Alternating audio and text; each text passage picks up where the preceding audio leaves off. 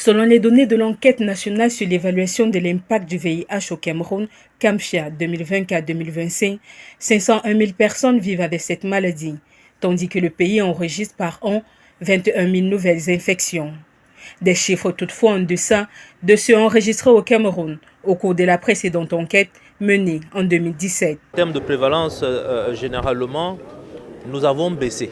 Et ça, c'est une bonne chose.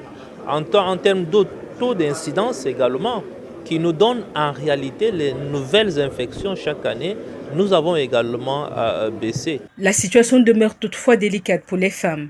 L'enquête révèle en effet que le taux de prévalence chez celles âgées de 15 à 49 ans est de 3,6%, tandis que les hommes enregistrent de leur côté 1,6%.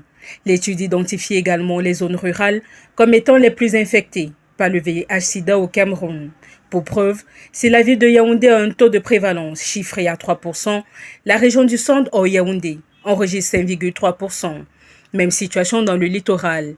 La ville de Douala a un taux de prévalence de 2,6%, tandis que le reste du littoral culmine à 3,6%. Au-delà de ces points inquiétants, l'on compte également celui des personnes ignorant leur statut sérologique, un point sur lequel le ministère de la Santé publique et les partenaires du gouvernement entendent ajuster la riposte. Chercher les personnes qui sont contaminées mais qui ne connaissent pas leur statut. Si nous avons tous ceux qui ont le VIH et qui connaissent leur statut, nous pouvons les mettre sous traitement. Et si on les met sous traitement, au bout d'un certain temps, ils ne vont plus contaminer. Financée par les États-Unis d'Amérique, l'enquête CAMFIA 2024-2025 a été faite auprès de 15 000 ménages, soit plus de 27 000 personnes sexuellement actives.